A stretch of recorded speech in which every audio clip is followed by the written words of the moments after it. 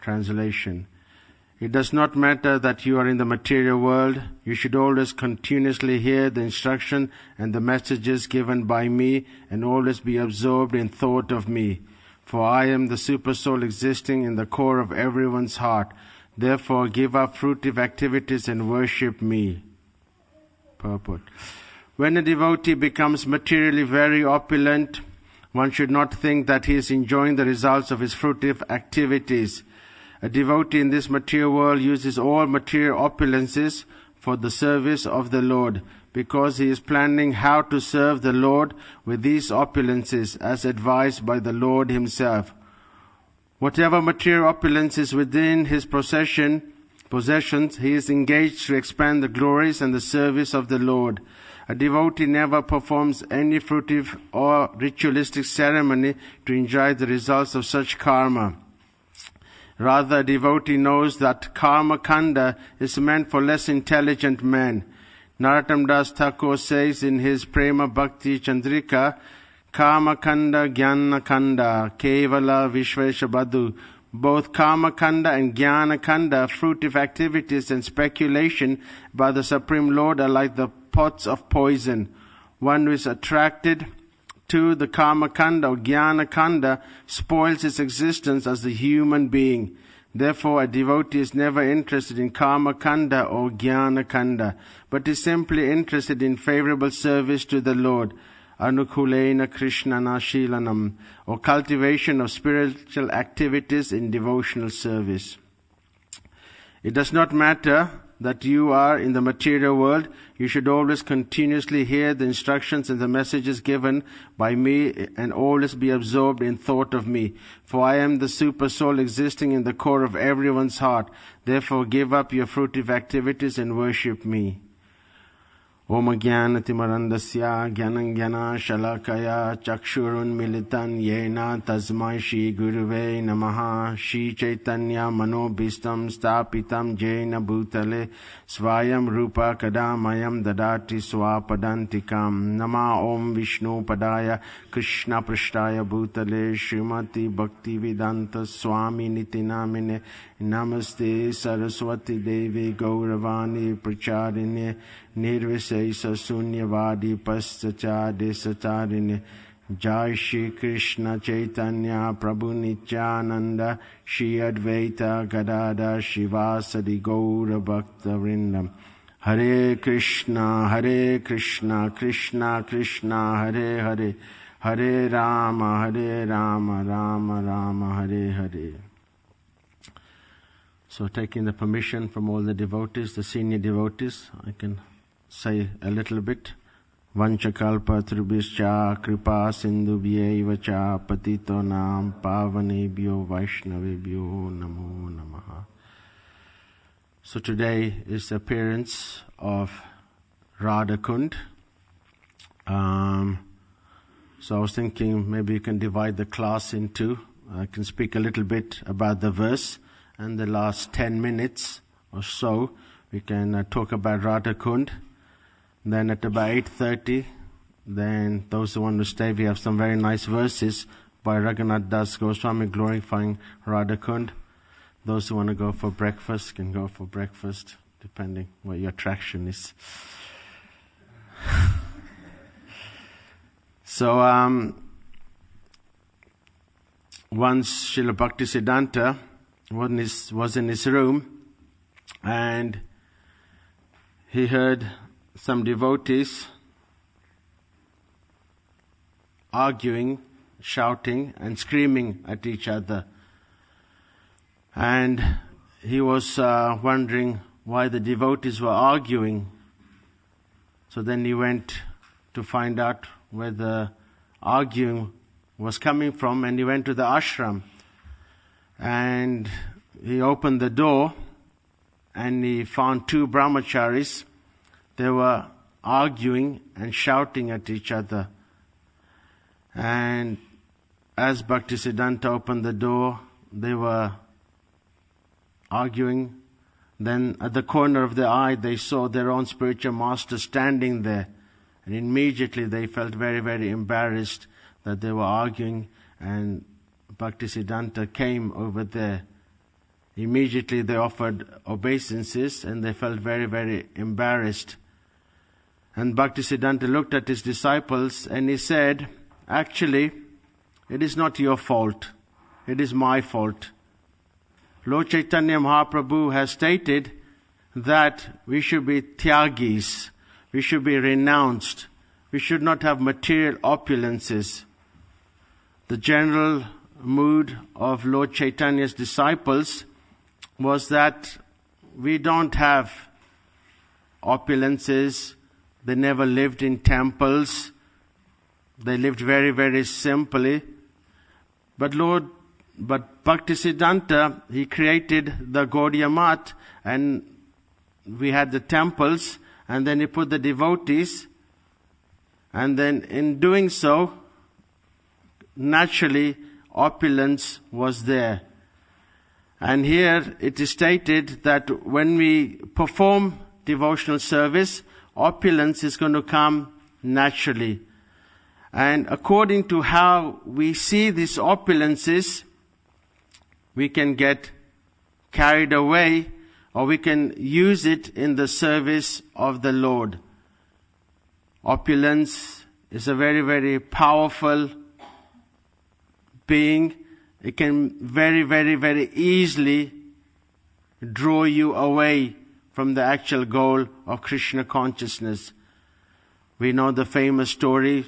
Bhaktisiddhanta said to our Srila Prabhupada, Agun Jwalbi, when they had that big temple in Calcutta.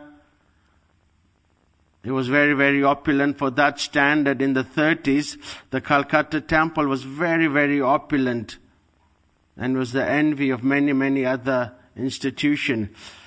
But unfortunately, as history goes, the disciples were fighting amongst themselves because of these opulences, because of that great wealth. And Bhaktisiddhanta was saying to Srila Prabhupada, it's better we had that simple little place in Alta Dunga where the rent was very simple, and we lived very simple. But since this big opulent place came, there's been nothing but trouble and quarreling amongst my disciples. So we have to be very, very careful about opulence. It can so easily stray us away. We might have the best intentions. We might have the best ideas to want to use material opulences. But if we're not fixed up, if we don't use it properly, then it's very, very easy to get strayed away. Once some devotees, they were doing door to door, and we were knocking on different devotees, different houses, and this Indian gentleman, he let the devotees in. So then we were preaching, trying to, make them into life members. And at the corner, there was the grandfather. He was playing or gambling pools. I don't know if they have that pools. And you have like a football team, and then you have to mark X where you think the football is. I don't know if they still have that or not, but in the 80s, they had this like pools. Now they have this lotto kind of thing. So he was like, trying to find the X point to find out where the ball was. And then if he got it right, then he would win huge amounts of money. So then the devotee said, to him, we don't usually gamble. It's not good to gamble, waste away your money like that. It's your hard-earned money. Better you can use it for Krishna or something like that. And then the gentleman was saying, well, I'll tell you what, I'll do this pool, but in return, if I win, if your Krishna lets me win the pool, I will give you half the amount of money. How about that? That's a good deal, isn't it? So if I do this pool, if I win the money, I will give you half the amount. So then the devotee said, okay, well, sounds like a fair deal. So then he did the pool, sent it off, and lo and behold, can you believe it? he won £500,000. In the 80s, £500,000 is a lot of money. He won £500,000. So probably in these days it's probably worth at least maybe 4 or 5 million. Of course, somehow the devotees, I don't know how, but they are very good, sense of finding these things out. They found out that this person won £500,000, and before you know it, they were knocking on this person's house, and then the famous curtain opened. Oh no, Hari Ram, Hari Krishna people are here. Isn't it? Who's had that experience? When you knock and then the curtain opens, Hari Krishna, Hari Ram, and then they shout, no one's in. I mean, I've had that countless of time. Anyway, so then the person, didn't really want to let the devotees in. And then they let eventually the devotees in. It's a true story. I'm not making it up. And then they invited the devotees, a little bit reluctantly. And then we started talking a little bit. And then eventually we came to the subject and said, we heard you won that pool. Is that correct? And the guy said, yes. And he says, now do you remember that kind of promise you made that if you won that money, you would give half of it to Krishna? And in the 80s, the devotees, the money wasn't always easy to come by. Devotees were quite struggling. So then he said, did I really say that? He said, yeah, you did. You said that, you're going to do this if you give half of it to Krishna. And then he started to kind of wheel his way out, worm his way out. It was like a slippery soap. It's hard to catch him, pin him down, And eventually, he said, we cannot give, we have too many this, too many that. He said, we cannot give. Then obviously devotees tried to preach to him. And then they didn't really want to give anything. And in the end, he just gave 250, which was like peanuts, like here's 250, get out, So the idea is that material opulences can so easily just cover you up. So, but here it's explained that we have to understand that we shouldn't be interested in this karma kanda, which draws you away from the real purpose of life, which is to serve Krishna. And when you perform karma kanda, you will get your material things, you will get your different material opulences, especially if you worship the demigods. But this is not the real goal of life. Here it's explained, the real goal of life is to worship Krishna. Shri Radha Gokulananda ki jai. Because the demigods, they can easily give you whatever you want. Once when we were in Leicester, we were preaching over there, and we were speaking to one gentleman, and this gentleman, again, we were trying to make him a life member, and he wasn't very, very interested. He was quite distracted. Then we spoke to him, what's your problem? He said, I'm very, very attracted, besotted by this one particular woman, and I wanted to have her as my wife. But the odds are against me. She's like of a different caste. She's like different family. The chances of me asking her and to marry her are next to impossible. So then he said that he started worshipping Lord Shiva for 6 hours a day. So before work, 3 hours a day, he would worship Lord Shiva. And then after work, he would come back about 6, 7 o'clock and worship another 3 hours to Lord Shiva. And the idea was that he was worshipping Lord Shiva and get the benediction that he could get married to this woman. And eventually, after a month or so, after performing all these different austerities, putting everything on the side. I don't know how, but karmically things started working out that he could actually get married to this woman, and things were going his way. So it turned out that eventually he did get married to this person. But his vow was that he would worship Lord Shiva for the rest of his life if he got this woman. And now he was in a predicament that he got up early, he would worship Lord Shiva, go to work, come back, worship Lord Shiva, 10 o'clock, but he had no time to spend with his wife.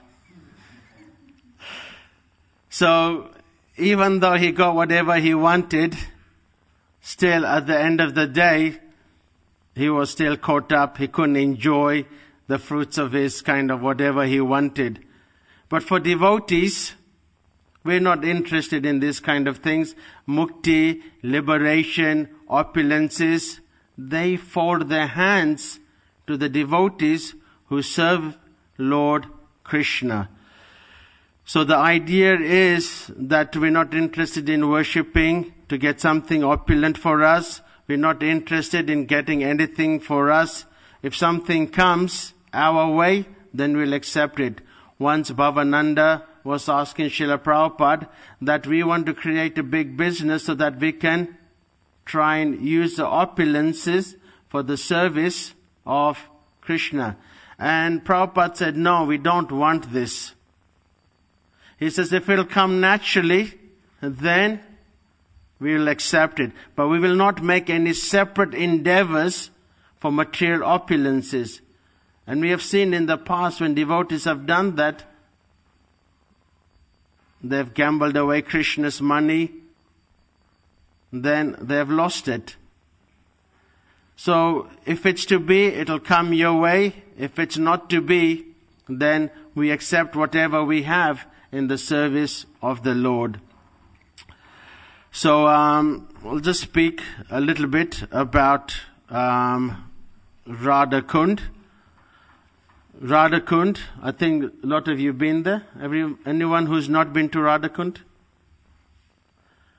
So today is the appearance of Radha Kund, which is very, very dear to Lord Krishna.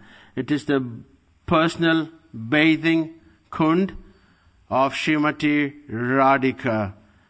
And the story goes that when Lord Krishna, he killed the demon Aristasura, after killing the demon, Krishna wanted to associate with the gopis, with Srimati Radharani. But Radharani said, I don't want to be with you, Krishna, because you are an offender, because you killed a bull. The cow and the bull are considered sacred in the Vedic culture. It is said that if you kill a cow, if you kill a bull, it is considered a very grave sin. In fact, it is said that when you kill a cow or a bull, you will have to take birth for every single hair which is on the cow and the bull. That is the amount of time you have to take birth. So it's a very, very grave offense to kill a cow or a bull. So even though the demon Aristasura was a bull, a demon, still Radharani was saying that is an offense. And if you want to be with me, if you want to associate with me, then you have to go to the holy places and bathe and purify yourself.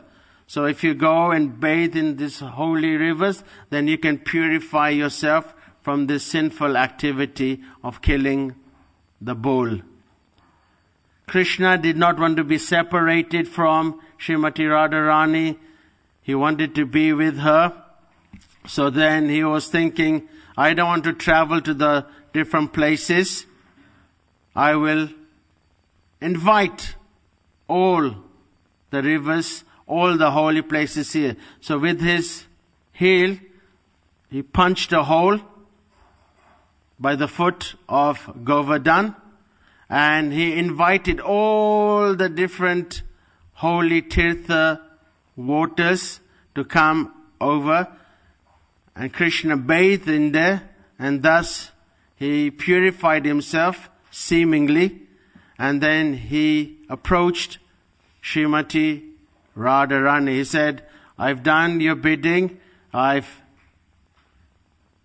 bathed in the holy rivers. And then Radharani, she felt that she also wanted to have her own bathing place. She also wanted to have a kund.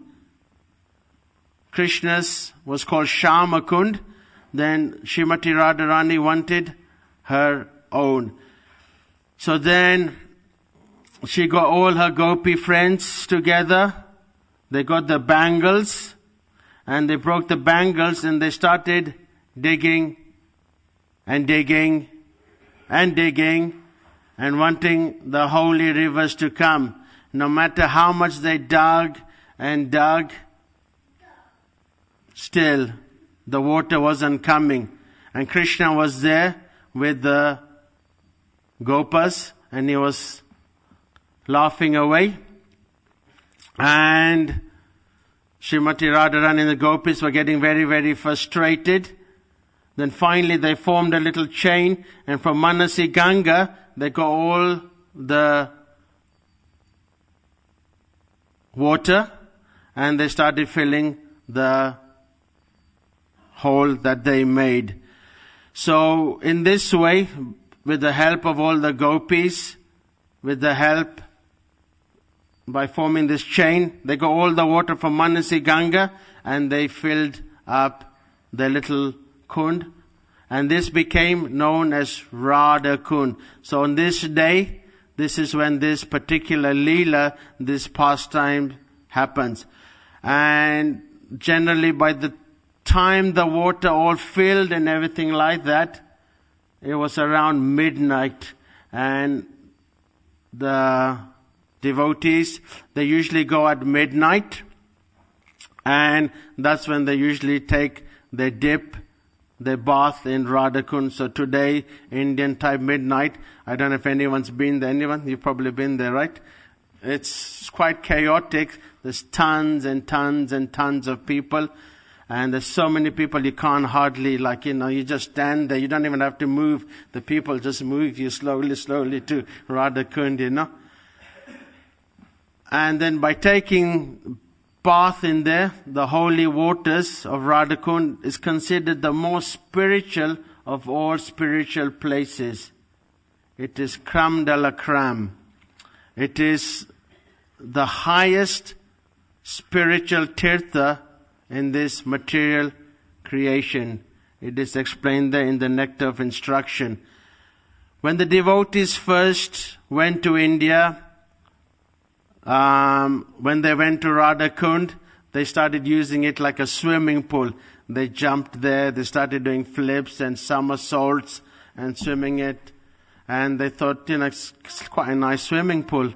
When Srila Prabhupada heard about it, he was very, very annoyed. He said that you should not bathe in there because it's a very, very holy place. He said you should take 3 drops and place it on your head, because there's a certain mood you have to enter Radha Kund. You're not even supposed to even enter with your feet first. You're supposed to enter like a dandavat, crawl your way in head first and come out like that, because it is an offense to go with your feet first to Radha Kund. So you have to kind of crawl your way in through your head. So then it kind of became a little kind of a policy that devotees shouldn't really bathe in Radha Kund, because they were using it as a frivolity kind of place. But then eventually, devotees did start to kind of bathe in Radha Kund. But when you bathe in there, you got to have the most utter respect for Srimati Radharani. And then you can bathe, take 3 dips, and then you can leave. So Raghunath Das Goswami, he has written some very, very nice verses explaining the glories of Radha Kund. So I will read this. May very fragrant Radha Kund, which prodded by the gopis, many joking words after Vishabha's death, the king of Vrindavan forest, happily built and filled with his own hand by my shelter. May very dear and fragrant Radha Kund, which for one who bathes in it immediately creates the land of the heart, a desire tree of pure love, rare even among the gopi beloveds of Krishna in Vraja, be my shelter. So it is explained that when you go in Radha Kund, when you take bath in that holy water, then your Bhakti Lata beach gets nourished like no other. The idea is that our Bhakti Lata beach, our devotional creeper, we try and nourish it by Sharvanam, Kirtanam, by performing devotional service. But when you take bath in Radha Kund, this very act nourishes your Bhakti Lata beach. May very dear and fragrant Radha Kund, where yearning to attain the merciful sidelong glance of his queen, Lord Krishna diligently follows her bathing attendants, be my shelter. So the idea is that we want to serve Krishna, and to get the attention of Krishna can only be possible by serving Srimati Radharani. Prabhupada wrote a Vyasa Puja homage to Bhaktisiddhanta, an address to his godbrothers, and he said that only if you get the mercy of Srimati Radharani will you get the mercy of Krishna. And in fact, Bhaktisiddhanta, his mood was that we're actually only interested in Krishna because Krishna wants Srimati Radharani. Our connection to Krishna is through Srimati Radharani. We're only interested in Krishna because Srimati Radharani is interested in Krishna, because of that connection. Other devotees are interested in Krishna, and the connection, they try the other way.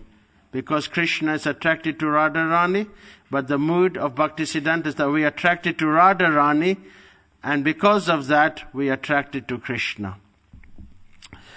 May very fragrant Radha Kund, which is named after a girl who is the realm of love, he who is the moon of Vraja, a girl who is like the most precious jewel in the crown, sweet girls of Vraja, be my shelter. So we know the many, many gopis that Krishna has. But the topmost is Srimati Radhika. And even in the Rasa dance, when Krishna was with all the different other gopis, still, even though he was enjoying that Rasa dance, he wanted to have an intimate solo relationship with Radharani, and he left the Rasa dance just to be with Srimati Radharani. The mercy obtained by serving Radha Kund makes the celestial vine of pure love for the Prince of Raja, which is famous for bearing flowers of service to my queen, sprout. May that very fragrant Radha Kund be my shelter. May the very fragrant Radha Kund, on the shores which are splendid and charming forest groves filled with the sweet sounds of bumblebees, and each named after one of the Radha Rani's friends, be my shelter.